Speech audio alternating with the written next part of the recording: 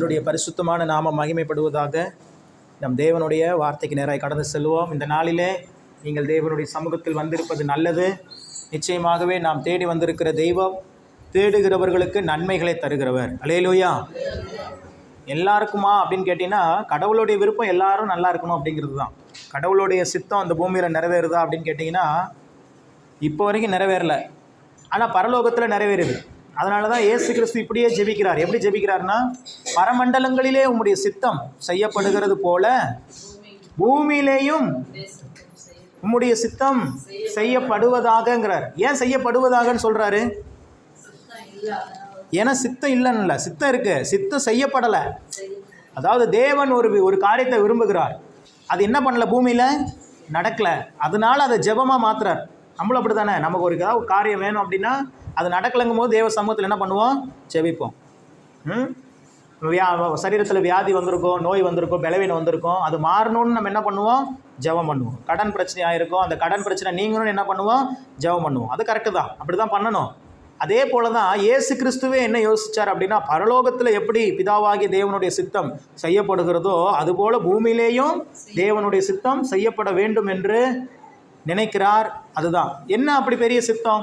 ஒன்றுமே இல்லை, நீங்களும் நானும் நல்லா இருக்கிறது தான் அவருடைய சித்தம். அல்லேலூயா.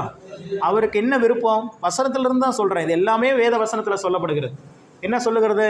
இஸ்ரவேலை ஆசீர்வதிப்பதே கர்த்தருக்கு பிரியம். அவருக்கு பிரியமான செயலே என்னன்னு கேட்டிங்கன்னா, தம்முடைய ஜனங்களை ஆசீர்வாதமாக வச்சுருக்கிறது தான். ஆசீர்வாதம்னா என்ன? இப்போ உங்கள் எல்லாரோடைய அக்கௌண்ட் நம்பரும் வாங்கி உங்களுடைய அக்கௌண்ட்டில் ஒரு 1 கோடி ரூபா பணத்தை போட்டு விட்டேன் அப்படின்னா நீங்கள் ஆசீர்வாதமாக இருக்கிறீங்கன்னு அர்த்தமா? இல்லை, பணம் மட்டும் ஆசீர்வாதம் கிடையாது. நம்ம தவறாக புரிஞ்சுக்கிறோம். தேவன் நம்மளை ஆசீர்வதிக்கிறாருன்னா ஆசீர்வாதம் என்பது பணத்தை சம்பந்தப்பட்டது மாத்திரம் அல்ல. சரி, உள்ளான எல்லா விஷயங்களும் சரியாகணும். குடும்பத்தில் சமாதானம் இருக்கணும். இன்றைக்கி பாருங்கள், பெங்களூரில் எடுத்துக்கிட்டிங்க அப்படின்னா கணவன் மனைவி நல்லா படித்தவங்க, ஐடி ஃபீல்டில் ஒர்க் பண்ணுறவங்க, 2 பேரும் ஒவ்வொருத்தருக்கும் சம்பளம் எவ்வளோன்னு கேட்டிங்கன்னா, ஒருத்தருக்கு 70,000 இருக்கும், ஒருத்தருக்கு 80,000 இருக்கும். 2 பேர் குடும்பத்தில் 2 பேருக்கும் நல்ல வேலை, 2 பேருக்கும் நல்ல சம்பளம், நல்ல ஒரு அப்பார்ட்மெண்ட்டில் குடியிருப்பாங்க. 1 கோடி ரூபா 1.5 கோடி ரூபா சொத்து மதிப்பில் ஒரு வீடு இருக்கும், பண்ணுவாங்க. ஆனால் அவங்களுடைய வாழ்க்கையினுடைய சூழ்நிலை பார்த்தீங்க அப்படின்னா எப்படி இருக்குது? நான் லைவாகவே பார்த்துருக்குறேன். பெங்களூரில் ஒரு கேள்விப்பட்டிருக்கிறேன். எனக்கு பெங்களூரில் இன்னொரு அக்கா இருக்கிறேன். ரேணுகா அக்காவை விட இன்னொரு அக்கா இருக்கிறாங்க, ரோசி அக்கான்ட்டு. மெர்சிக்கு தெரியும், பல வருஷங்களாக எனக்கு தெரியும் அவங்கள. 2017 அவங்கள தெரியும். அவங்க பார்த்தீங்க அப்படின்னா அவங்க ஒரு பிராமண பெண், சென்னைக்காரங்க, பிராமண பெண். அவங்க ஆண்டவரை ஏற்றுக்கொண்டாங்க, ரகசியமாக ஆண்டவரை ஏற்றுக்கொண்டாங்க. இன்றைக்கி வரைக்கும் அவங்க வீட்டில் பார்த்தீங்க அப்படின்னா அவங்க ஐயரு வீட்டில் எல்லா சாமி படங்கள் எல்லாமே வச்சுருப்பாங்க. ஆனால் அவங்க ஏசப்பா நம்பி ஏசப்பாட்ட டெய்லியும் ப்ரேயர் பண்ணுறாங்க. அல்லேலூயா. அவங்க என்கிட்ட பேசுவோம். அவங்க மூலமாக அவங்களுடைய கணவர் பார்த்தீங்கன்னா ஐடி ஃபீல்டில் ஒர்க் பண்ணுறது. அவருடைய கணவருக்கு 1,10,000 ரூபா சம்பளம் மாதம். இந்த சகோதரி ஒரு நல்ல சகோதரி, ஆண்டவரை ஏற்றுக்கொண்ட ஒரு சகோதரி. ஆனால் அவங்க அப்பா ஆடிட்டர், பெரிய ஆடிட்டர், சென்னையில் மிகப்பெரிய சொத்து வசதிகள் படைத்தவர்கள். ஆனால் அவங்க வாழ்க்கையிலும் ஒரு குறைவு இருந்துச்சு பாருங்கள். 2 பேருமே நல்ல சொத்து பத்து உள்ளவங்க. இந்த சகோதரியும் அந்த அக்காவும் நல்ல சொத்து உள்ளவங்க, அந்த கணவரும் நல்ல சொத்து உள்ளவர், ப்ளஸ் 1,10,000 ரூபா மாதம் சம்பளம் வாங்குறவர். ஆனால் அவங்களுக்கு என்ன குறைவு இருந்துச்சு? குழந்தை இல்லை. என்ன இல்லை? குழந்தை. எப்படி இருக்கும் யோசிச்சு பாருங்கள். சொத்து இருக்குது, படிப்பு இருக்குது, மாதம் எவ்வளோ இருக்குது? நான் என் பசங்கள்லாம் நினச்சி பார்க்கும்போது ஒரு சில நேரம் நைட்டு தூங்கிட்டு இருப்பானுங்க 2 பேரும். பார்க்கும்போது நான் எவ்வளோ ஆசீர்வாதம் உள்ளவன் நான் நினச்சிக்குவேன் மனசில். இந்த குறைவு நமக்கு இருந்திருந்தால் என்ன ஆயிருக்கும்? எத்தனை பேருடைய வாயில் போட்டு நம்மளை பபுள்கா மாதிரி மென்று துப்பியிருப்பாங்களே. தேவன் கிருபையாக நம்மளுக்கு என்ன பண்ணுறாரு? குழந்தை செல்வங்கிறது சாதாரணமான செல்வம் அல்ல. அப்படி ஆண்டவர் அதான் சொல்கிறேன், பணம் மட்டும் என்ன பண்ண. அப்போ அவங்க சொன்னாங்க, என்ன தம்பி எவ்வளோ சம்பாரிச்சு, என்ன படித்து, என்ன அவங்க 3 கார் வச்சுருக்குறாங்க. ஒரு காரும் ஓட்ட மாட்டாங்க, 3 கார் வீட்டில் நின்றுட்டே இருக்குமா அவங்க வீட்டில்.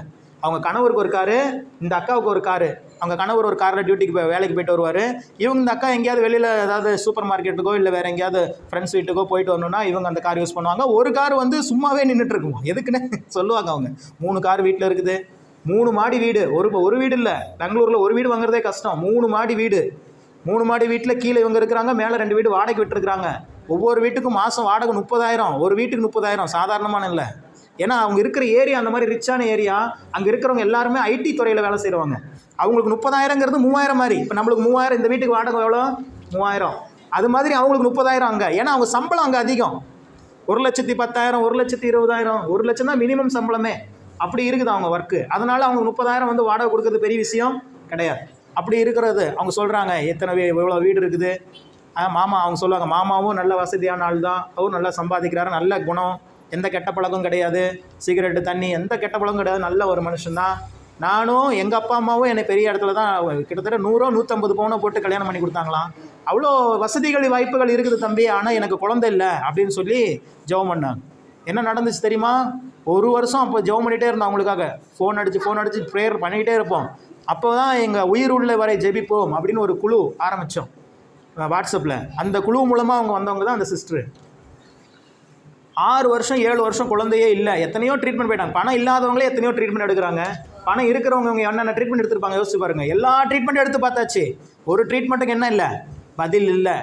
பல லட்சங்கள் செலவு பண்ணிட்டாங்க. ஒரே ஒரு குழந்தை பிறந்தா போதும். ஏன்னா அவங்களுக்கு எல்லா வசதி வாய்ப்புகளும் இருக்குது. அந்த குழந்தை ஒன்று இல்லைங்கிறதுக்காக அந்த அக்கா ஒரு ஃபங்க்ஷனுக்கு கூட எங்கேயும் போக மாட்டாங்களாம். ஏன்னா போனோடனே என்ன எதிர்பார்ப்பாங்க? சும்மா நம்ம வாய் சும்மா இருக்குமா? அவங்களுக்கு குழந்தை இல்லைன்னு தெரியும், தெரிஞ்சுக்கிட்டே போய் கேட்போம், இன்னும் எதுவும் இல்லை சும்மாவா இருக்கிறீங்க அப்படிம்பாங்க. எப்படி இருக்கும் மனசு? அப்படிலாம் யாரையும் கேட்காதீங்க தயவு செஞ்சு. அவங்களுக்கே அது ஒரு பாதிப்பு தான். அதே மாதிரி திருமணம் ஆகாமல் திருமண வயதை கடந்து ஒரு சில வருவாங்க. அவங்க கூட போய்ட்டு இன்னும் மாப்பிள்ளை உனக்கு அமையல அப்படின்னு கேட்காதீங்க. அதெல்லாம் அவங்களுக்கு நம்ம கேட்குறது ஏதோ சாதாரணமாக தெரியும், ஆனால் அவங்க மனசு பாதிப்பே வந்துடும். கடந்த நாட்களில் இதனால் ஒரு பூகமே நம்ம சபையில் வர வந்துருச்சு. குழந்தை குட்டி இல்லையா அப்படின்னு கேட்டது தான் அதில் ஒரு பெரிய பிரச்சனையே வந்து ஒரு பெரிய பூகமே ஆடி அடங்கிருச்சு. அதை அடக்கிட்டேன். அல்லேலூயா. ஆமாம். அதனால் நம்ம வார்த்தைகளை என்ன பண்ணணும்? ரொம்ப ஜாக்கிரதையாக சொல்லணும். அவங்களும் யார் விரும்பியா வேணான்னு குழந்தைய வேணான்னு சொல்ல போகிறாங்க? அவங்களும் எல்லாருமே கல்யாணம் ஆன பிறகு ஒரு குழந்தை எதிர்பார்த்துட்டு தான் இருப்பாங்க. ஆனால் அமையலைங்கும் போது என்ன பண்ணி தான் ஆகணும்? பொறுமையாக இருந்து தான் ஆகணும். அப்படிங்கும்போது நம்ம போய் அவங்ககிட்ட போய் இன்னும் அவங்களுக்கு குழந்தை பிறக்கல, இன்னும் ஏன் அவங்களுக்கு குழந்தை இல்லை அப்படின்னு சொல்லி நம்ம அவங்க காதுபட பேசினோம்னா அப்புறம் அவங்களுக்கு கோபம் வரத்தான் செய்யும். அதனால் அதை பற்றி நம்ம பேசக்கூடாது. அது மிகுந்த மனவேதனையும் ஏற்படுத்தும். ஆமாம். அதனால் கல்யாணம் ஆகாமல் அதாவது வயதாகியும் கல்யாணம் ஆகாமல் இருக்கிறவங்ககிட்ட போயிட்டு கல்யாணத்தை குறித்து பேசுகிறது, திருமணமாகி 4-5 வருஷம் ஆகி குழந்தை இல்லாமல் இருக்கிறவங்ககிட்ட போய் குழந்தைய பற்றி பேசுகிறதெல்லாம் தவிர்த்துருங்க. உங்களுக்கு நல்லது, உங்கள் சரீரத்திற்கு நல்லது, உங்கள் ஆரோக்கியத்திற்கு நல்லது. அல்லேலூயா. வீணாக செஞ்சு என்ன பண்ணிடக்கூடாது? நம்ம கெட்ட பேர் வாங்கக்கூடாது. அது மாதிரி ஆசீர்வாதம் என்பது வெறுமனே பணத்தில் மாத்திரம் அல்ல. நான் ஒன்று இன்னொரு சாட்சியும் சொன்னேன் பார்த்தீங்களா? சேலத்தில் ஒருத்தர் சந்திச்ச BSNL வேலை செய்கிறார். அவருக்கு மாதம் 1,80,000 சம்பளம். மாதத்துக்கு ஒரு மாதத்துக்கு எவ்வளோ? 1,80,000 சம்பளம். ஆனால் அவர் வீட்டுக்கு கொண்டு போகிறது 20,000 தான். மீதி இருக்கிற 1,60,000 என்ன ஆகுது? அவர் வாங்கின கடன், தேவையில்லாமல் கடன் வாங்கி, கௌரவத்துக்காக கடன் வாங்கி, 3 பொம்பளை பிள்ளைங்க, சுற்றி இருக்கிறவங்களாம் நம்மளை பெருமையாக நினைக்கணும்னு சொல்லி ஒவ்வொருத்தருக்கும் 200 பவுன் 250 பவுன் நகையை போட்டு கடன் வாங்கி இருக்கிற லோன்லாம் என்னென்ன லோன்லாம் வாங்க முடியுமோ எல்லாம் வாங்கி கடனாகி பிள்ளைங்களை கல்யாணம் பண்ணி கொடுத்து அவங்கள செட்டில் பண்ணிட்டாரு. இப்போ 1,80,000 சம்பளம் வாங்கியும் வீட்டுக்கு கொண்டு போகிறது எவ்வளோ தான்? 20,000 தான். ஒரு வாழ்க்கை ஒன்றும் இல்லை அப்படிங்கிறாங்க. வருத்தப்படுறாங்க. என்ன 1,80,000 சம்பளம் வாங்கி எல்லாம் கடனுக்கு தான் போகுது, வட்டிக்கு தான் போகுது அப்படிங்க. அப்போ பணம் என்பது ஒரு ஆசீர்வாதம் தான். ஆனால் அது மட்டுமே ஆசீர்வாதம் கிடையாது. குடும்ப உறவுகளில் பல விஷயங்கள் இருக்குது. நான் சொன்னேன் பார்த்தீங்களா, 2 பேர் கணவன் மனைவி பெங்களூரில். 2 பேருக்கும் வந்து பார்த்தீங்கன்னா எப்படி தனித்தனியாக வேலை இருக்குதோ, 2 பேருக்கு எப்படி உயர்ந்த சம்பளங்கள் இருக்குதோ, அதே மாதிரி 2 பேருக்கும் பாய் ஃப்ரெண்டு கேர்ள் ஃப்ரெண்டு இருக்கிறான். இப்படி தான் பெங்களூருடைய வாழ்க்கை போயிட்டுருக்கு. என்னங்க அப்படின்னு நினச்சா ஷாக்காக இருக்குது நம்மளுக்கு. என்னங்க இது அப்படின்னா, அப்படித்தாங்க பெங்களூர். டியூட்டி முடிச்சுட்டு வந்துட்டாங்கன்னா இவங்க அந்த அக்கா ஒரு ஃபோன் எடுத்துக்குவாங்க. நான் சொல்கிறது அந்த அக்கா இல்லைங்க, இது வேறு அக்கா. இது அக்காவே இல்லை, இவங்க வேறு ஒருத்தவங்க சாட்சி சொன்னாங்க. அவங்க வீட்டில் மேலே வீட்டில் இருக்கிறவங்க அவங்களுடைய சூழலை சொன்னாங்க. இதுக்காக ஜெபம் பண்ணுங்கன்னு சொல்லி என்கிட்ட சொன்னாங்க. இந்த சகோதரரும் சளைச்சவர் இல்லை. அவர் ஒரு ஃபோன் எடுத்துகிட்டு அவர் போயிடுவார். ஃபோனில் பேசிகிட்டே இருக்கிறது தான். இவர் கணவன் மனைவி. கணவனுக்கு 1 லட்சத்துக்கு மேலே சம்பளம், இவர் மனைவிக்கு 1 லட்சத்துக்கு மேலே சம்பளம், சொந்த வீடுகள் எல்லாம் இருக்குது. ஆனால் குடும்ப உறவில் என்ன இல்லை? அண்டர்ஸ்டாண்டிங் இல்லை. இவர் ஒரு துணையை தேடிட்டு இருக்கிறாரு, அவர் ஒருத்தர். இவங்க வேற ஒரு தொடர்பில் இருக்காங்கன்னு இவங்களுக்கு தெரியும், இவங்களும் இவங்க தொடர்பில் இருக்கிறாங்க வேணும்னு தெரியும். இதுதான் இப்போ ட்ரெண்ட் ஆகி போச்சு பெங்களூரில். இது இப்போ பாவமாகவே என்ன பண்ணல தெரியல. எங்கேம்மா இருக்கிறேன்? பாய் ஃப்ரெண்டோடு இருக்கிறேன் அப்படின்னு மனைவி சொல்கிற அளவுக்கு பெங்களூர் மாறிடுச்சு. நீங்கள் எங்கெங்கே இருக்கிறீங்க? இப்போ தான் கேர்ள் ஃப்ரெண்டை ட்ராப் பண்ண போனேன். சரி வந்துருங்க, நைட்டே வரும்போது ஏதாவது சாப்பாடு வாங்கிட்டு வந்துருங்க. இவ்வளோதான். எப்படி இருக்குது பாருங்கள் பெங்களூரில். ஏன்னா எனக்கு ஏன் அப்படிலாம் தெரியும்னு கேட்டிங்கன்னா, நான் அடிக்கடி பெங்களூருக்கு போக்குவரத்துமாக இருக்கிறேன். அங்கே ஒரு சபை இருக்குது. உட்காருங்க, நான் உட்காரு. அங்கே ஒரு சபை இருக்குது. அந்த சபையில் வந்து பார்த்தீங்க அப்படின்னா பெரிய பெரிய பணக்காரங்களாம் அந்த சபைக்கு வருவாங்க. அப்போ அவங்களாம் சொல்கிற சாட்சி தான் இது. இன்றைக்கி நம்ம வாழ்ந்து கொண்டு இருக்கிற இதே இந்திய தேசத்தில் இப்படிப்பட்ட கலாச்சாரங்கள் வளர்ந்து கொண்டு இருக்கிறது. இது அப்படியே கொஞ்சம் கொஞ்சமாக பரவி பக்கத்து ஊருக்கு வந்துகிட்டே இருக்குது. நம்ம தான் பாதுகாத்துக்கணும் நம்மளை. உட்காந்துக்கிட்டீங்களா? சேர் என்ன இருக்குது? எடுத்துக்கங்க. எல்லா சேருமே எடுத்துக்கங்க.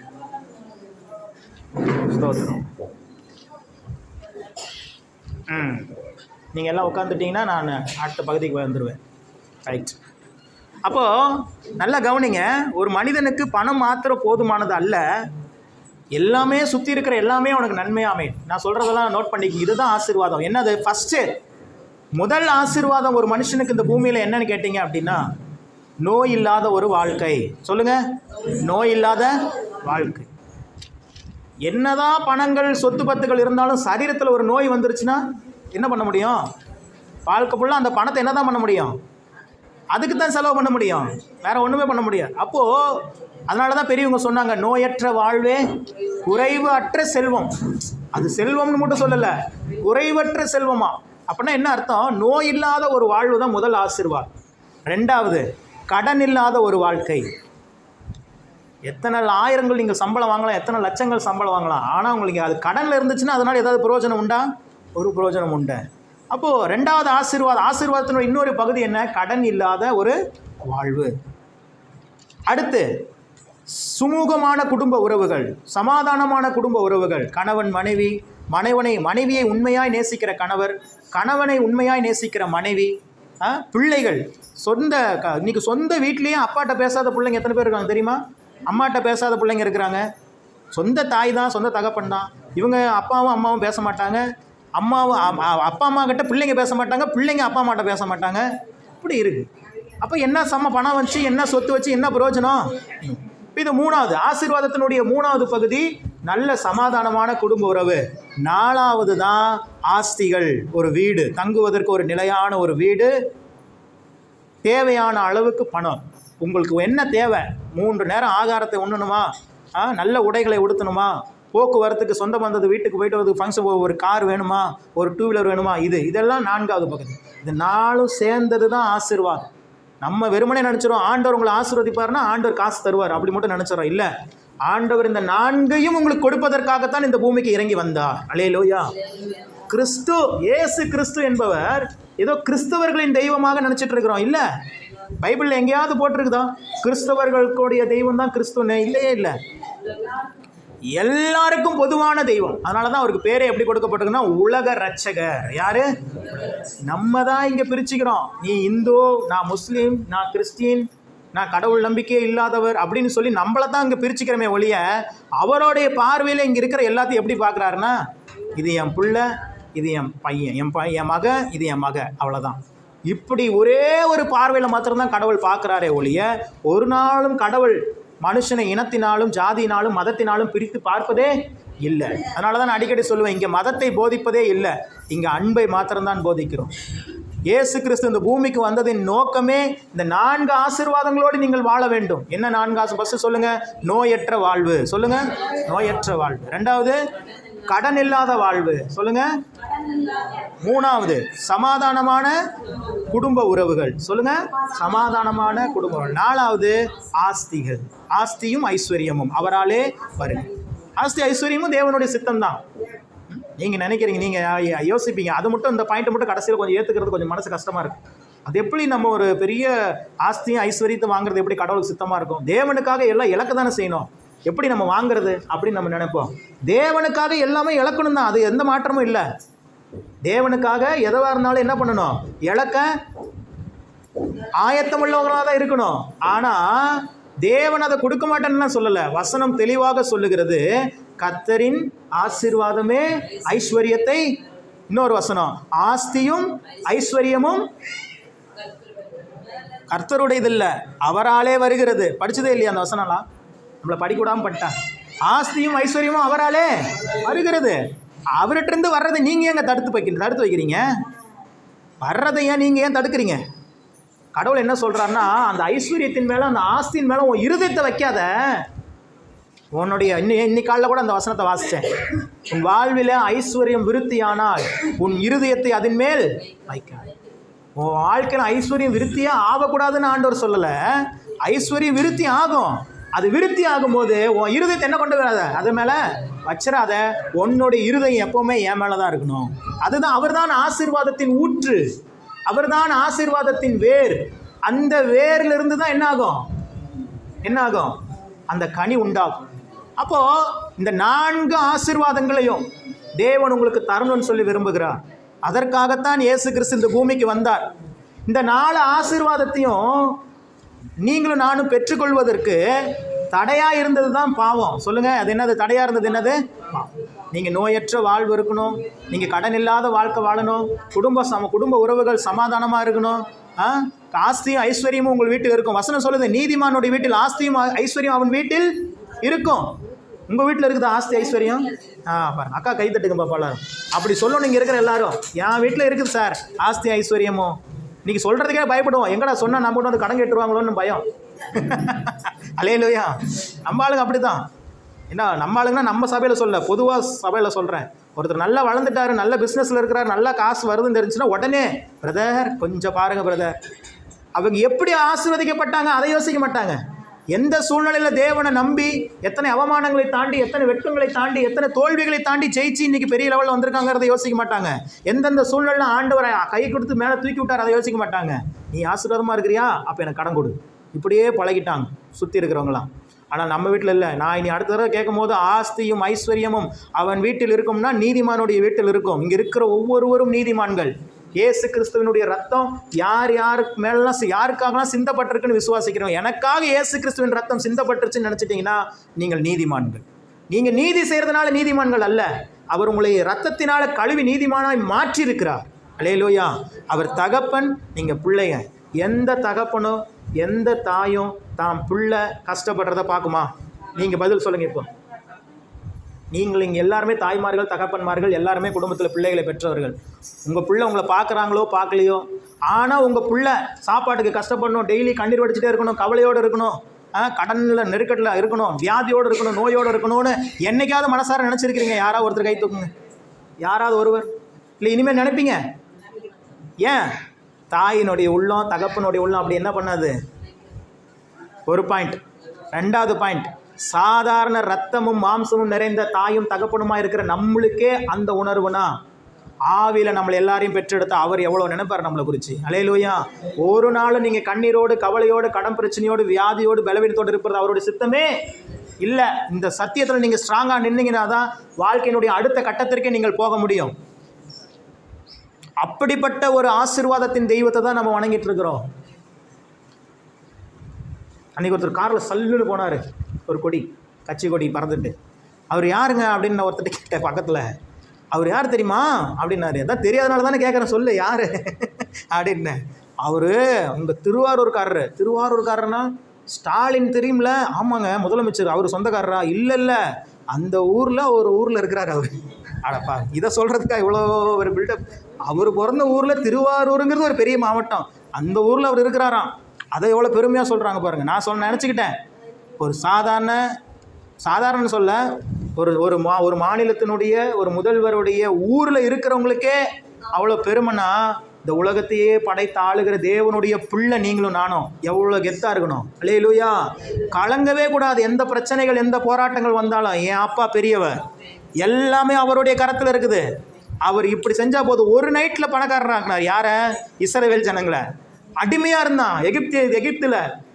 நல்ல சாப்பாடு சாப்பிட முடியாது. காலையிலேருந்து நைட்டு வரைக்கும் செங்கல் அறுக்கணும், செங்கல் செஞ்சு அறுத்துட்டே இருக்கணும். கடுமையான வேலை. ஆண்டவர் பார்த்தார். இஸ்ரவேலின் பெருமூச்சை கேட்டு தேவன் இறங்கினார், மோசையை அனுப்பினார். நடந்தது என்ன தெரியுமா? ஒரே ஒரு நைட்டில் அவங்கள எல்லாத்தையும் விடுவிச்சு சும்மாலாம் வெளியே வரல. எப்படி வந்தாங்களாம்? வெள்ளியும் பொன்னோடும் வெளியே வந்தார்கள். அல்லேலூயா. நான் இன்னைக்கு சொல்கிறேன், உங்களுடைய வாழ்க்கையினுடைய எல்லா பாடுகளின் நாட்கள் முடிவடையும். நீங்களும் வெள்ளியும் பொன்னோடும் தேவ சமூகத்தில் புறப்படுவீர்கள். தேவனுடைய ஆசீர்வாதங்கள் உங்கள் வீட்டில் தங்கும். அதுக்கு என்ன செய்யணும்? தேவன் தருகிற நன்மைகளை என்ன பெற்றுக்கொள்ளணும்னா நம்ம என்ன செய்யணும்? அதை தான் இன்றைக்கி ஒரே ஒரு வார்த்தையில் வாசி நான் முடிக்க போகிறேன். கவனிங்க, வாசிக்கலாம். இந்த நாளிலே தேவன் நம்மோடு கூட பேசும்படியாக சொன்ன வார்த்தை உபாகமத்தின் புத்தகம் 26ஆம் அதிகாரம் 11வது வசனம். உபாகமத்தின் புத்தகம் 26ஆம் அதிகாரம் 11வது வசனம் வாசிங்க. நீயும் லேவியனும் உன் தேவனாகிய கர்த்தர் உனக்கும் உன் வீட்டாருக்கும் அனுக்கிரகம் பண்ணின சகல நன்மைகளின் நிமித்தமும் சந்தோஷப்படுவீர்களாக. கண்களை மூடி செபிப்போம். வார்த்தையாகிய தேவனே எங்கள் மத்தியில் வெளிப்படும். பேசுகிறவர்கள் நீங்கள் அல்ல, பிதாவின் ஆவியானவரே உங்களிலிருந்து பேசுகிறார் என்று சொன்ன வார்த்தை கனப்படுத்தி அருளும். சொல்லும் அடியார்கள் கேட்கிறோம். திருவசனத்தை கேட்கிறவர்களாய் மாத்திரம் அல்லாமல் அதன்படி செய்கிறவர்களாய் மாறுகளை அர்ப்பணிக்கிறோம். இயேசு கிறிஸ்துவின் நாமத்தில் பிதாவே, அல்லேலூயா. இந்த வசனம் இன்றைக்கு தேவன் உங்களோடு சொன்ன வசனம். இந்த வசனத்தை வாசிக்கும் போது ஃபஸ்ட்டு இதில் இருக்கிற அர்த்தம் எனக்கு புரியல. அந்த வசனம் பாருங்க, நீயும் உனக்கும் உன் வீட்டாருக்கும், அப்படிதான் ஆரம்பிக்குது. எப்படி வாசிங்க? அதை விட்டுருங்க, உன் வீட்டார்ல இருந்து அதான் விட்டுருங்கன்ட்டு அப்படியே தொடர்ந்து வாசிக்கிறீங்க. அதுக்கு அடுத்து உன் தேவனாகிய கர்த்தர் உனக்கும் உன் வீட்டாருக்கும் அனுக்கிரகம் பண்ணின நன்மைகளின் நிமித்தம் சந்தோஷப்படுவீர்களாக. இப்படின்னு ஆண்டவர் பேச சொல்லிட்டாரு. இது என்னன்னு எனக்கு புரியல. இது என்ன நடக்குதுன்னா, இது வந்து ஒரு ஸ்டேட்மெண்ட். என்ன சொல்கிறார் அப்படின்னா, கடவுள் உனக்கும் வீட்டாருக்கும் கொடுத்த சகல நன்மைகளை நிமித்தம் நீங்கள் எப்படி இருங்க? சந்தோஷமாக இருங்கன்னு சொல்கிறாரு. நான் ஆண்டவர்கிட்ட கேட்டேன், என்னுடைய ஜனங்கள், என் சபை ஜனங்கள் இன்னும் நன்மைகளை எதிர்பார்த்துட்டு இருக்கிறாங்களே, இன்னும் அவங்க பெற்றுக்கொள்ளவே இல்லையே. பெற்றுக்கொள்ளல தானே? எதிர்பார்த்த அளவுக்கு வாழ்க்கை வந்துருச்சா? வரப்போகுது. ரைட், அல்லேலூயா. இன்னும் வரல, ஆனால் வரப்போகுது. வந்துருச்சு. நீங்கள் ரேணுகா சிஸ்டரோட சேர்ந்தவங்க, அதனால் அப்படித்தான். ஆமாம், கவனிங்க. அப்போது நான் ஆண்டவர்கிட்ட கேட்கும் போது, இது எப்படி, இது என்ன பிரசங்கம் பண்ணுறது எனக்கு புரியலையே. உன் தேவனாகிய கர்த்தர் உனக்கும் வீட்டாருக்கும் கொடுத்த நன்மைகளின் நிமித்தம் சந்தோஷப்படுவீர்களாகன்னு சொல்கிறீங்களே ஆண்டவரே, நாங்களே ஒரு நன்மைக்காக தான் எதிர்பார்த்துட்டு இருக்கிறோம், நாங்கள் இன்னும் பெற்றுக்கொள்ளவே இல்லையே, எப்படி சந்தோஷமாக இருக்க முடியும் அப்படின்னு கேட்கும்போது ஆவியானவர் அதை அப்படியே ரிவர்ஸில் வாசி அப்படின்னாரு. எப்படி ரிவர்ஸில் வாசி? நீங்கள் சந்தோஷப்படுங்கள், உன் தேவனாகிய கர்த்தர் உனக்கும் உன் வீட்டாருக்கும் சகல நன்மைகளையும் அனுக்கிரகம் பண்ணுவார். அல்லேலூயா. எப்படி ஆண்டவர் தியானிக்க வைக்கிறார் பாருங்களேன். நீங்கள் ஆண்டவர்கிட்ட மட்டும் பழகிட்டீங்கன்னா, ஆண்டவரோடு மட்டும் பேச ஆரம்பிச்சிட்டிங்கன்னா, எப்போதும் அவரோட தொடர்பில் இருந்துட்டிங்கன்னா, இப்படிப்பட்ட வித்தியாசமான வெளிப்பாடுகள்லாம் உங்களுக்கு உண்டா? இப்போ ஃபஸ்ட்டு பார்க்கும்போது இது எனக்கு புரியல. அப்போ ரெண்டாவது அதில் இருக்கிற ஆசீர்வாதத்தை ஆண்டவர் எனக்கு சொல்லி கொடுக்குறாரு. என்ன சொல்கிறாரு? அங்கே இஸ்ரவேல் ஜனங்களுக்கு என்ன சொன்னேன்னா, அவங்களுக்கு நான் நன்மையை கொடுத்துட்டேன், விடுவிச்சிட்டேன், ஒரே நைட்டில் பெரிய பணக்காரர்களாக அவங்கள வெளியே கொண்டு வந்துட்டேன். அதனால் அதை நினச்சி என்ன பண்ண சொன்னேன்? சந்தோஷப்பட சொன்னேன்.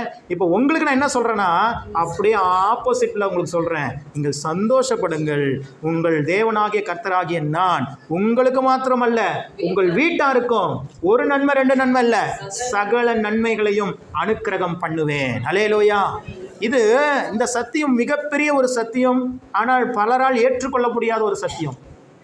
என்ன சத்தியம்? நீங்கள் சந்தோஷமாக இருங்க சார், உங்கள் வாழ்க்கையில் எல்லாம் நடக்கும் அப்படிங்கிற சத்தியம் தான், வேறு ஒன்றுமே இல்லை.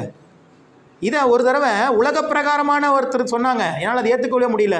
யாருன்னா, நீங்கள் கேள்விப்பட்டிருப்பீங்க, ரிலையன்ஸ் அம்பானி இருக்கார்ல, அவங்களுடைய மனைவி இங்கிலீஷில் சொல்கிறாங்க. ஒரு ஒரு ஒரு ஒரு ஒரு பெரிய ஸ்டேஜில் சொல்கிறாங்க. என்ன சொல்கிறாங்க அப்படின்னா, நீங்கள் எல்லாம் நினைக்கிறீங்க உங்கள் கையில் பணம் இருந்தால் தான் நீங்கள் சந்தோஷமாக இருக்க முடியும்னு சொல்லி. ஆனால் ரகசியம் அதல்ல, நீங்கள் எல்லாம் சந்தோஷமாக இருந்தால் தான் உங்கள் கையில் பணமே வரும் அப்படிங்கிறாங்க. சொன்னது யார்? உலக பிரகாரமான ஒரு மனிதருக்கு வெளிப்படுத்தப்பட்ட ஞானம். எனக்கு அது புரியல. இவங்க என்ன உலக பிரகாரமாக, அவங்க கையில் கோடி கணக்கில் இருக்குது, அதனால் என்ன பண்ணுறாங்க சொல்கிறாங்க அப்படின்னு நம்ம நினைக்கிறோம். சரி, இதை பார்த்துட்டு இருக்கும்போது இன்னொரு நாள் பார்க்குறேன், அதில் வந்து தமிழ், அவங்களாவது பக்கத்து ஊருக்காரங்க, மகாராஷ்டிராக்காரங்க, மும்பைக்காரங்க, நம்ம நம்ப மாட்டோம். இங்கே தமிழ்நாட்டுக்காரர் ஒருத்தர் சொல்கிறார். தமிழ்நாட்டுக்காரர் யார்? ஏர்செல்னு ஒரு இதுக்கு முன்னாடி ஒரு சிம் கார்டு இருந்துச்சு, கேள்விப்பட்டிருக்கிறீங்களா? ஏர்செல். இப்போ ஏர்டெல், வோடஃபோன், ரிலையன்ஸு, ஜியோ எல்லாம் இருக்குதுல்ல. இதுக்கு முன்னாடி முதல்ல பிரபலமாக இருந்தது, நான் ஸ்கூல் படிக்கிற காலத்தில் இருந்தது, என்னன்னு கேட்டிங்கன்னா ஏர்செல். கேள்விப்பட்டிருக்கீங்களா இல்லையா? ஐயோ, ஞாபகப்படுத்தணும் போல் இருக்கு. ஏர்செல்னு ஒரு சிம் கார்டு இருந்துச்சு. அதனுடைய ஓனர் நம்மளுடைய தமிழ்நாட்டுக்காரர். அவர் 8000 கோடி ரூபா அந்த கம்பெனியோடைய வேல்யூ. அந்த கம்பெனியை ஏர்டெல்லுக்கு தான், அந்த ஏர்டெல்லுங்கிற கம்பெனி தான் அந்த கம்பெனி வாங்கினுச்சு. எவ்வளோக்கு விற்றார் தெரியுமா? 20,000 கோடிக்கு விற்றாராம். அவரே செய்தியில் சொல்கிறார், அவருடைய இன்டர்வியூவில் சொல்கிறார். நீங்கள்லாம் நினைக்கிறீங்க ஏர்செல் கம்பெனி நஷ்டமாகி வெளியே போயிடுச்சுன்ட்டு. நான் நஷ்டம்லாம் இல்லை. 8,000 கோடி ரூபா மதிப்புள்ள சொத்தை எவ்வளோக்கு விற்றுட்டு போனேன்? 20,000 கோடிக்கு விற்றுட்டு போனேன். இன்றைக்கி நான் பணத்தோட தான் இருக்கிறேன். ஸ்வீடனில் இருக்கிறார் அவர், தமிழ்நாட்டுக்காரர். அவர் சொல்கிறாரு, அவரும் அதே பாயிண்ட்டு தான் சொல்கிறாரு. நீங்களாம் நினைக்கிறீங்க பணம்லாம் இருந்தால் தான் நீங்கள் சந்தோஷமாக இருக்க முடியும்னு. இல்லவே இல்லை. there is only one key to attract the money அப்படிங்கிறார். ஒரே ஒரு சாவி தான் இருக்கான் பணத்தை நீங்கள் ஈர்த்து கொள்வதற்கு. என்னன்னு கேட்டிங்கன்னா ஒன்றுமே இல்லை, யுவர் ஜாய்னஸ் அப்படிங்கிறது, யுவர் ஹாப்பினஸ். நீங்கள் சந்தோஷமாக ஹாப்பியாக இருந்தீங்கன்னா பணங்கள் உங்களை நோக்கி ஈர்க்கப்படும். அதுக்கு அப்படியே ஆப்போசிட்டாக நீங்கள் கவலையோடும் புலம்பலோடு இருந்தீங்கன்னா உங்கள் வீட்டுக்கு அட்ரஸ் மாறி வந்துருச்சுன்னா கூட திரும்பி ஓடியே போயிருமா பணம். அவர் சொன்னார் அப்படி. அல்லேலூயா. நான் யோசித்து பார்த்தேன். அதுக்கப்புறம் ஆண்டவர் இந்த வசனத்தை வாசிக்க வைக்கிறார். எந்த வசனத்தை? இது இல்லை, இன்னொரு வசனம் 37ஆம் சங்கீதத்தில் இருக்குது. கர்த்தரிடத்தில் மன மகிழ்ச்சியா இரு, அப்பொழுது அவர் உன் இருதயத்தின் வேண்டுதல்களை உனக்கு. அப்போ தான் அந்த சத்தியத்தினுடைய அர்த்தமே எனக்கு புரிஞ்சிச்சு. ஓ, இவங்கெல்லாம் பணக்காரங்களாக இருக்கிறதுக்கு காரணம் இன்னும் பெரிய விஷயம்லாம் ஒன்றும் இல்லை. இவங்க எப்படி இருக்கிறாங்க? எப்பவுமே ஹாப்பியாகவே இருக்கிறாங்க. ஒன்றுமே இல்லைங்க. இப்போ முந்தானத்து நடந்த ஒரு சம்பவம் 3 நாள் முன்னாடி. அதானி, அவர் இந்தியாவில் ஒரு மிகப்பெரிய பணக்காரர். அவரை குறித்து அவருக்கு பிடிவாரண்ட் போட்டாங்க அங்கே அமெரிக்காவில். அவர் ஏதோ லஞ்சம் கொடுக்க முயற்சி செய்தார்னு சொல்லி. ஒரே ஒரு நாள் அவருடைய இழப்பு எவ்வளோ தெரியுமா? தலை சுற்றி போயிடும். 2,74,000 கோடி. எவ்வளோ? 2,74,000 லாஸ்னாவே நெஞ்சை பிடிச்சிட்டு உட்காந்துரும். ஒரே ஒரு நாளில் அவரை குறித்து ஒரு நெகட்டிவான நியூஸ் வந்த உடனே அதானினுடைய பங்குகள் விலை எல்லாம் அப்படியே 25% குறைஞ்சிருச்சு. 100 ரூபாய்க்கு சேல் ஆகிட்டு இருந்ததெல்லாம் 80 ரூபாய்க்கு வந்துருச்சு, 65 ரூபாய்க்கு வந்துருச்சு. எப்படி இருக்கும்? ஒரே நாளில் 2.5 லட்சம் கோடி லாஸ் அவருக்கு. அப்படியே. ஆனால் அவர் எப்படி இருந்தார்னு நினைக்கிறீங்க? அவர் ஜாலியாக பேட்டி கொடுக்குறாரு. எங்கள் மேலாம் எந்த தப்பும் இல்லை, நாங்கள் சட்ட ரீதியாக எதையும் சந்திப்போம்னு சொன்னார். அவங்க சொல்ல வேணும், பிஜேபி கவர்மெண்ட்டோடைய பேக்ரவுண்ட் அவங்க. முடியுமா? அடுத்த நாள் என்ன நடந்துச்சு? அந்த பிரச்சனையை ஒன்றும் இல்லாமாக்கி ஒரு நாளில் 2.5 லட்சம் கோடி லாஸு, அடுத்த நாளில் 3 லட்சம் கோடி லாபம். அல்லேலூயா. ஒரே நாள் தான். நம்மளா இருந்தால் அந்த இடத்துல இருந்தால் என்ன இருக்கும்? ஐயோ, ஒரே நாளில் 2.5 லட்சம் கோடி போயிடுச்சு. எத்தனை ஆயிரம் வருஷம், இது எத்தனை வருஷம் அதை உட்காந்து சம்பாரிச்சிருப்பான் அந்த ஆள். போயிருச்சேன்னு சொல்லி உட்காந்துருப்பான். ஆனால் தைரியமாக நின்னா பாருங்கள். ஏன்னா பெரிய பணக்காரர்களுக்கு ரகசியம் தெரியும். இப்படிப்பட்ட ஒரு துர்செய்தியை கேட்கும் போது அவங்க ஃபஸ்ட்டு ஸ்டாண்ட் பண்ண வேண்டியது என்ன தெரியுமா பண்ணுவாங்க? அவங்க தனிமையான ஒரு இடத்திற்கு, அதுவும் சாதாரணமான இடம் இல்லை, ஏற்காடு ஊட்டி மாதிரி ஒரு நல்ல ஒரு இது. எனக்கு ஒரு பெரிய பணக்காரர் சொன்ன ரகசியம். ரொம்ப டிப்ரெஷனான ஒரு செய்தியை கேட்கும் போது நம்ம என்ன பண்ணுவோம்?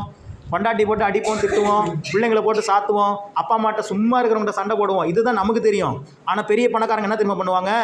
வெளியே போவான், காரை எடுப்பான், நேராக போயிடுவான்.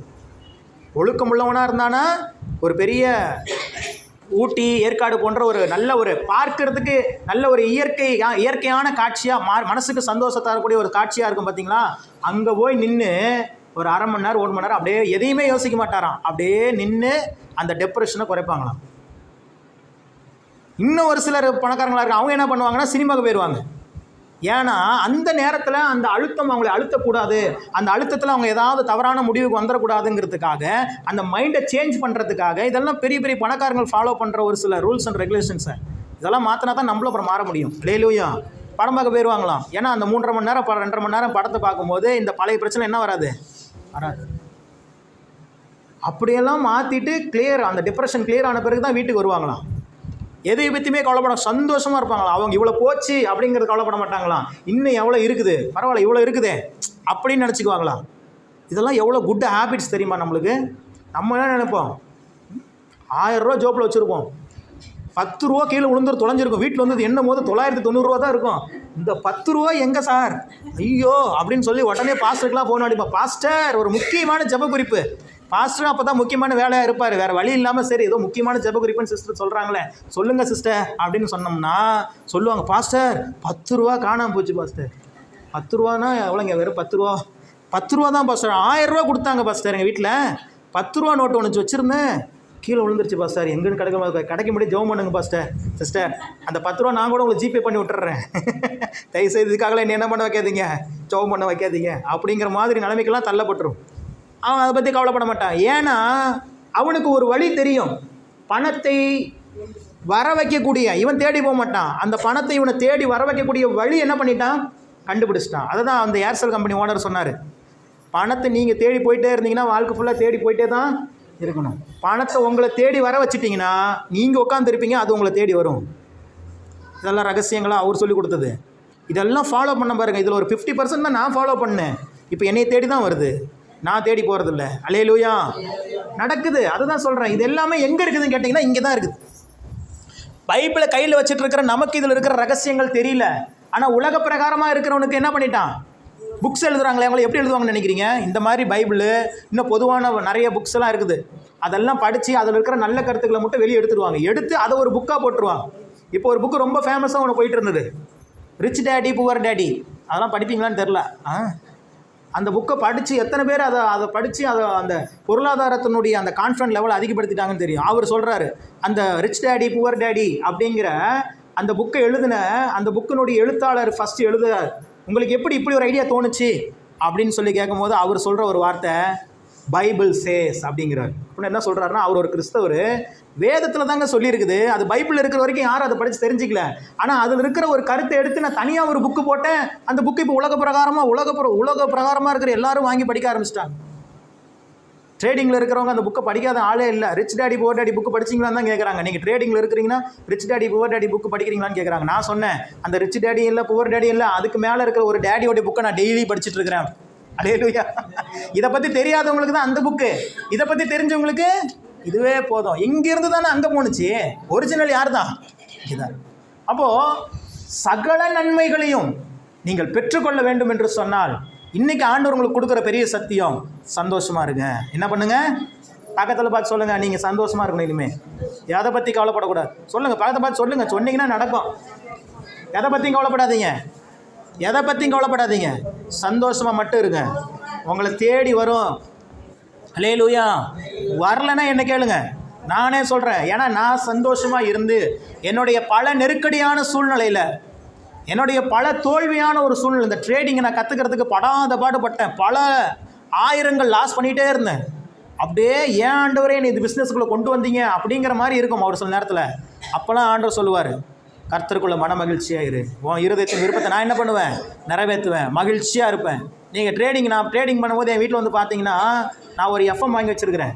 அதில் என் ஃபோன்லேருந்து பாட்டை கனெக்ட் பண்ணிடுவேன். பாட்டுக்கு ஒவ்வொரு பக்கம் ஓடிட்டே இருக்கும், ஏசப்பா பாட்டு. அந்த பாட்டை கேட்டுக்கிட்டே தான் நான் ட்ரேடிங் பண்ணுவேன். அல்லேலூயா. ஏன்னா எனக்கு தெரியும் ரகசியம், கர்த்தருக்குள்ள சந்தோஷமாக இருக்கும் பொழுது தான் இந்த ஆசீர்வாதங்களை நான் பெற்றுக்கொள்ள முடியும். அல்லேலூயா. அதைத்தான் இயேசு கிறிஸ்து புதிய ஏற்பாட்டில் வந்து என்ன சொல்கிறாருன்னா, கவலைப்படாதீங்க. கவலைப்படுகிறதினால் உங்கள் சரீரத்தில் ஒரு முழத்தை கூட்டவும் முடியாது, குறைக்கவும் முடியாது. அவர் என்னென்னலாம் சொல்கிறார் அதுக்கப்புறம்? இதை பூக்களை பாருங்கங்கிறாரு, அப்புறம் காக்கா குஞ்சுகளை பாருங்கிறாரு, பறவைங்களை பாருங்கிறாரு. இதெல்லாம் என்ன பண்ணுது? கவலைப்பட்டுட்டா தெரியுது இல்லையே. அன்னைக்கு அதுக்கு தேவையான உணவை யார் தான் கொடுக்குறா? பரலோகத்தின் பிதா கொடுக்குறாரு. அப்புறம் சொல்கிறாரு, அவைகளை பார்க்கலும் நீங்கள் விசேஷித்தவர்கள். ஏங்க, சாதாரண காக்கா குருவிக்கே ஆடு மாட்டுக்கே சாப்பாடு கொடுக்குறவர், அவரை போலவே சிருஷ்டிக்கப்பட்ட அவருடைய செல்ல பிள்ளைகள். நீங்களாம் யார்? அவருடைய சாதாரண பிள்ளைங்களாம் இல்லை, அவருடைய செல்ல பிள்ளைகள். உங்களுக்கு கொடுக்க மாட்டாரா? அல்லேலூயா. கண்டிப்பாக தருவார். டைம் போட்டு ப்ரேயர் பண்ணுங்கள். அடுத்த 6 மாதத்தில் என்னுடைய சூழ்நிலை இப்படி இருக்காது. நான் சொல்கிறேன், இன்றைக்கி எந்த சூழ்நிலை இருக்கீங்கன்னு எனக்கு தெரியாது. அடுத்த 6 மாதத்தில் உங்களுடைய சூழ்நிலைகள் மாறி இருக்கும். அல்லேலூயா. கண்டிப்பாக மாறி இருக்கும். கர்த்தருடைய வார்த்தை அதை சொல்லுது. ஒருவன் கிறிஸ்துவுக்குள் இருந்தால் புது சிருஷ்டியாக இருக்கிறான்.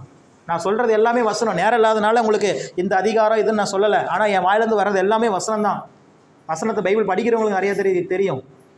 புது சிருஷ்டி. ஒவ்வொரு நாளும் நீங்கள் புதிய ஒரு சிருஷ்டியாக, புதிய ஒரு மனிதர்களாக, புதிய மனுஷிகளாக வாழ்கிறீர்கள். ரொம்ப ஈஸியாக உங்களுக்கு சொல்லிக் கொடுக்குறேன். சந்தோஷமாக இருங்க. எப்படி பிரதர் சந்தோஷமாக இருக்க முடியும் அப்படின்னு நீங்கள் நினைப்பீங்க. என் பையன் இப்படி இவன் பண்ணுறான், என் கணவர் இப்படி பண்ணுறாரு, என் மனைவி இப்படி பண்ணுறாங்க, என் வாழ்க்கையில் கடன் பிரச்சனை, கடன்காரன் திட்டுறேன், எப்படி பிரதர் சந்தோஷமாக இருக்க முடியும்? முடியாது தான். ஆனால் அப்படியும் நீங்கள் சந்தோஷமாக இருந்துட்டீங்கன்னா அதை ஜெயிச்சிருவீங்க. எப்படி பிரதர் முடியும் அப்படின்னு கேட்குறீங்களா? அதை சொல்ல வைக்கிறது ஆண்டவர் இல்லை, பிசாசு. ஏன்னா அவளுக்கு தெரியும் இந்த ரகசியம். நீங்கள் எதை குறித்தும் கவலைப்படாமல் சந்தோஷமாக இருந்துட்டீங்கன்னா உங்கள் வாழ்க்கையில் தடைப்பட்ட நன்மைகளெல்லாம் நடந்துருங்கிறது யாருக்கு தெரியும்? அதனால தான் அவன் உங்களை கவலைக்குள்ளேயே வச்சிட்ருக்கிறான், பயத்துக்குள்ளேயே வச்சிட்ருக்கிறான். போகும்போது கால் தடிக்கிட்டிங்கன்னா போதும், யார் என்ன செஞ்சு வச்சாங்களோ தெரியலையே அப்படின்னு யோசிக்க ஆரம்பிச்சிடுறீங்க. ஏமா நீ கீழே இருக்கிற கல்லில் போய் உதைச்சா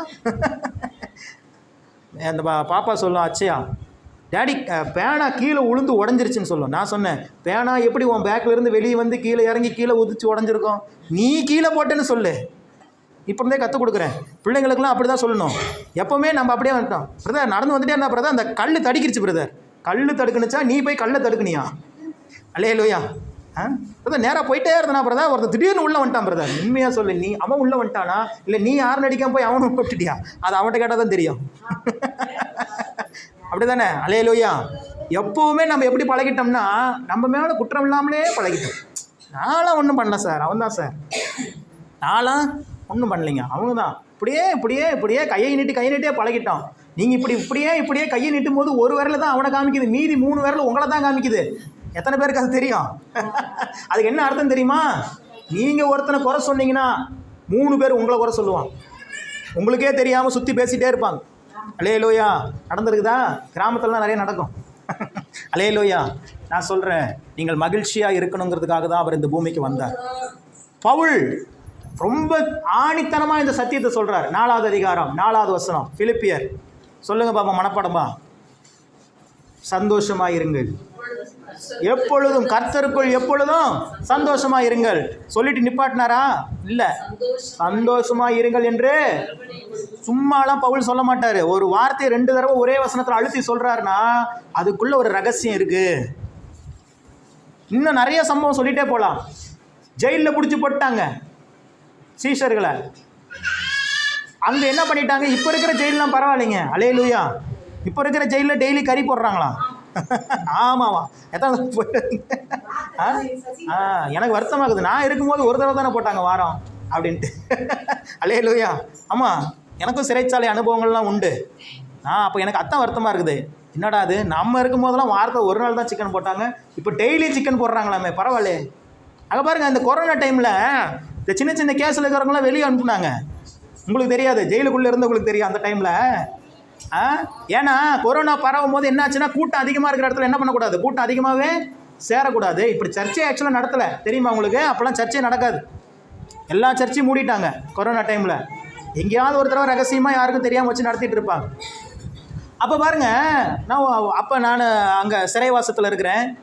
அப்போ சிறைவாசத்தில் என் கூட ஒருத்தர் இருக்கிறாரு.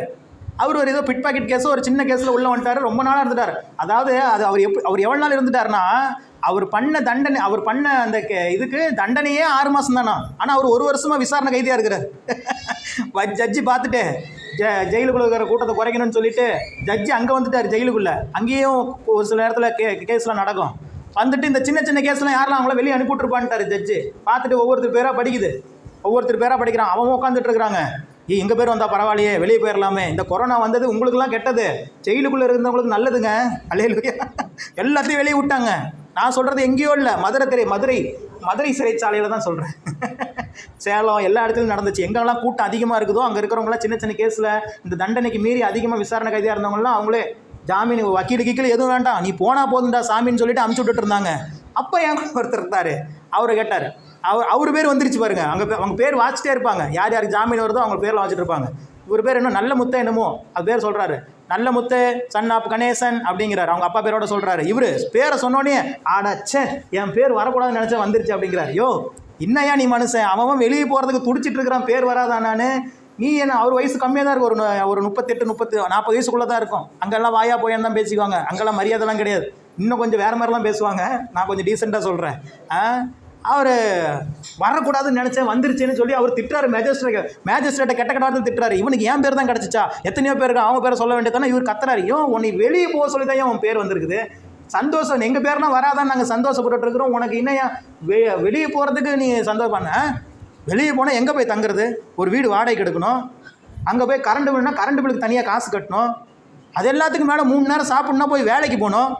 இங்கே அதெல்லாம் எதுவுமே இல்லையே, ஜாலியாக நான் பாட்டு படுத்துருக்கிறேன். 3 நேரம் சோறு கொடுத்துட்றாங்க, கரண்ட் பில்லு கட்ட வேண்டியதில்லை, வீட்டோட கட்டதில்லை, தண்ணி இருக்குது, இந்த பைப்பு திறந்தா தண்ணி வரும், ஜாலியாக நான் இருக்கிறேன். என் ஜாலியான வாழ்க்கை கெடுக்கிறாங்களேன்னு திட்டிக்கிட்டே அவர் எல்லாத்தையும் எடுத்துகிட்டு போகிறாரு. எப்படியும் மனசு இருக்காங்க பாருங்கள். அவனுக்கு என்னன்னா சிறைச்சாலை வாழ்க்கை பிடிச்சிருச்சு. அவனுக்கு வெளியே போய் உடம்பு உழைச்சி சாப்பிட்றதுக்கு பிடிக்கல. ஏன்னா அவனுக்கு கணவன் மனைவி பிள்ளைங்க யாரும் இல்லை போல் இருக்குது. போனால் எப்படி தனியாக தான் இருக்கணும், வெளியே போனால் கஷ்டப்படணும். அப்போங்கிறான். அப்போ எப்படி என்ன பண்ண போகிறேன் அப்படின்னு கேட்குறேன். போயிட்டு திரும்பி வந்துடுவேன் அப்படின்ட்டு போகிறான். போய் திரும்பி பிட் பாக்கெட் போட்டால் உள்ளே போட்டுருவாங்களே அப்படின்ட்டு போகிறான். அவனுக்கு ஒரு ஐடியா கிடச்சிச்சு பாருங்க. அட பாவி, உன்னை வெளியே விடுறதே பெரிய விஷயம். ஏதோ போனா போதும் வெளியே விடுறாங்க. திரும்பி ஒரு பிட் பாக்கெட் அடிப்பாரான், திருப்பி உள்ள தூக்கி போட்டுருவாங்களா, திருப்பி வந்துருவாராம். அந்த மாதிரி இருக்குது. அல்லேலூயா. அங்கே இப்போ அப்படி சிறைச்சாலை, அப்போலாம் அப்படி இல்லை. இயேசு கிறிஸ்து வாழ்ந்த நாட்களில், அதுக்கப்புறம் சீசர்கள் வாழ்ந்த நாட்கள்லாம் சும்மாலாம் வைக்க மாட்டாங்க. போனால் 2 பேரும் கயிறை கட்டி வச்சுருவாங்க, காலெல்லாம் கட்டி வச்சுருவாங்க, அதை வச்சு டைட் பண்ணிடுவாங்க. அப்படியே ரத்தம் வடியும் காலில் இருந்து. அந்த வலியோடு தான் நீ நின்றுட்டு இருக்கணும். ஏன்னா அப்படி கடுமையாக ரோம அரசாங்கம் வந்து கடுமையாக தண்டிச்சது கைதிகளை. அப்போ தான் அவனுக்கு இனிமேல் கைதி தப்பு பண்ணாமல் இருப்பாங்கன்னு சொல்லி சீசர்களையும் பிடிச்சிட்டு போயிட்டாங்க. பிடிச்சிட்டு போய் உள்ளே போட்டாங்க. இவங்களாம் மதம் மாற்றுறாங்க அப்படின்னு சொல்லிட்டு. அங்கே அவங்க என்ன பண்ணாங்க? உட்காந்து அழுதுட்டு இருந்தாரா பேதுரு? இப்போ சொல்லுங்கள், என்ன பண்ணிட்டு இருந்தார்? பவுலும் சீலாவும் என்ன பண்ணாங்க? எந்த சூழ்நிலையில் தெரியுமா? எந்த சூழ்நிலை? காலெல்லாம் தொழுவு மரத்தில் கட்டி இருக்குது, கையெல்லாம் கட்டி இருக்குது, ரத்தம் வடியுது பவுலும் சீலாவும். ஆனால் அந்த இரவு வேளையில் தேவனை பாடி துதித்தார்களாம் மகிழ்ச்சியோட. என்ன நடந்துச்சு? தேவ தூதனை இறங்கி வந்துட்டான். சிறைச்சாலை கதவுகள் எல்லாம் உடைந்தது. அல்லேலூயா. நான் நீங்கள் ஒரு தீர்க்க தரிசனமாக சொல்லுகிறேன், நீங்கள் தேவ சமூகத்தில் மகிழ்ச்சியோடு தேவனை பாடி துதித்து கொண்டே இருங்க. உங்கள் வாழ்க்கையில் ஒரு தேவ தூதன் இறங்குவான். அவன் இறங்கி உங்கள் வாழ்க்கையில் இருக்கிற சிறைச்சாலை கதவுகளை உடைத்தெறிவான். அல்லேலூயா. உங்களுடைய ஃபினான்சியல் ப்ராப்ளம்லாம் இல்லாமல் போயிடும். வியாதியா அப்படின்னா என்னன்னு நீங்கள் கேட்பீங்க. அந்த அளவுக்கு ஒரு மிராக்குலஸான ஒரு லைஃப் ஆண்டவர் உங்களுக்கு கொடுக்க ஆயத்தமுள்ள தேவனாக இருக்கிறார். அல்லேலூயா. ரொம்ப ஈஸியாக தான் ஆண்டவர் சொல்லி கொடுக்குறாரு. என்ன பண்ணும்? சந்தோஷமாக இருங்க. சொல்லுங்கள் இன்னொரு தடவை. இப்போ கண்ணை மூடி உங்கள் தலையில வச்சு நீங்களே சொல்லுங்க, நான் இனிமே சந்தோஷமாக இருப்பேன், கவலைப்பட மாட்டேன், புலம்ப மாட்டேன், கண்ணீர் வடிக்க மாட்டேன், எல்லாவற்றையும் என் அப்பா பார்த்துக்குவார். ஆமே. இந்த வாரம் ஃபுல்லாக இதுதான் வீட்டு பாடம். இதை டெய்லி சொல்லிக்கிட்டே இருங்க. உங்கள் வாழ்க்கையில் அற்புதம் நடக்கும். அல்லேலூயா. கண்களை மூடி நாம் செபிப்போம். பரிசுத்தமுள்ள தகப்பனே, உமது நாமத்தை உயர்த்தி கனப்படுத்துகிறோம். உன் தேவனாகிய கர்த்தர் உனக்கும் உன் வீட்டாருக்கும் அனுக்கிரகம் பண்ணின சகல நன்மைகளின் நிமித்தமும் சந்தோஷப்படுவீர்களாக என்று அன்றைக்கு இஸ்ரவேல் ஜனங்களுக்கு சொன்னீர். இன்றைக்கு ஆவிக்குரிய இஸ்ரவேலர்களாக இருக்கிற எங்களுக்கு நீர் சொல்லுகிறீர், நீங்கள் சந்தோஷமாயிருங்கள். நான் உங்கள் தேவனாகிய கர்த்தராகிய நான் உங்களுக்கும் உங்கள் வீட்டாருக்கும் சகல நன்மைகளையும் அனுக்கிரகம் பண்ணுவேன். நோயற்ற வாழ்வு, கடன் இல்லாத வாழ்வு, சமாதானமான குடும்ப உறவுகள், ஆஸ்தியும் ஐஸ்வர்யம், இந்த ஆசீர்வாதங்கள் எங்கள் வாழ்க்கையில் உண்டாகட்டும். இந்த நாளில் இந்த வார்த்தை கேட்ட ஒவ்வொருவரின் மீதும் இந்த வார்த்தையை நான் ரிலீஸ் பண்ணுகிறேன். இவர்கள் வாழ்க்கையில் இருக்கிற பலவீனங்கள் மறைவதாக, வியாதிகள் நீங்குவதாக, குழப்பங்கள் நீங்குவதாக, இவர்கள் விரும்பி இருக்கிற நன்மைகள், ஆசீர்வாதங்கள் உடனடியாக இயேசு கிறிஸ்துவின் நாமத்தில் வெளிப்படுவதாக இவர்கள் வாழ்க்கையில். ஆண்டவரே, எந்த சத்துருவும் இவங்க வாழ்க்கையில் வந்து இனி இவங்களை கவலைக்குள்ளாக, கண்ணீருக்குள்ளாக, கஷ்டத்துக்குள்ளாக வழி நடத்தவே கூடாது. ஆண்டவரே, சத்துருவின் பிள்ளைகள் அல்ல, நாங்கள் பிதாவாகிய தேவனுடைய பிள்ளைகள். உமது கரம் எங்களோடு கூட இருக்கிறபடியினால் ஸ்தோத்திரம்.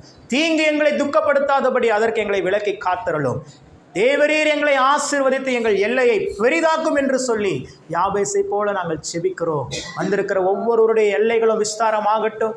வியாதிகள் நீங்கி பலவான்களாய் மாறட்டும். எந்த இடத்துல வெட்கப்பட்டு போனார்களோ அதே இடத்தில் இவர்கள் தலைகள் உயர்த்தப்படுவதால். The name of the Holy God Jesus Christ. பரிசுத்த தேவனுடைய நாமத்தில் இந்த ஆசீர்வாதங்கள் இவர்கள் மீது செலுத்துகிறேன். பெற்று வாழ்ந்திருப்பார்களாக, சுகித்திருப்பார்களாக, செலுத்திருப்பார்களாக. ஆன்லைனில் பார்க்கிற ஒவ்வொருவரும் இந்த வார்த்தையினால் ஆசீர்வதிக்கப்படுவார்களாக. சந்தோஷமாய் தேவனுக்குள்ளாக, கிறிஸ்துவுக்குள்ளாக எப்பொழுதும் சந்தோஷமாய் இருக்க உதவி செய்க. உங்கள் நாம மகிமடைந்ததற்காக ஸ்தோத்திரம். இயேசு கிறிஸ்துவின் நாமத்தில் ஜெபித்தோம் எங்கள் நல்ல பிதாவே. ஆமென், ஆமென். அல்லேலூயா.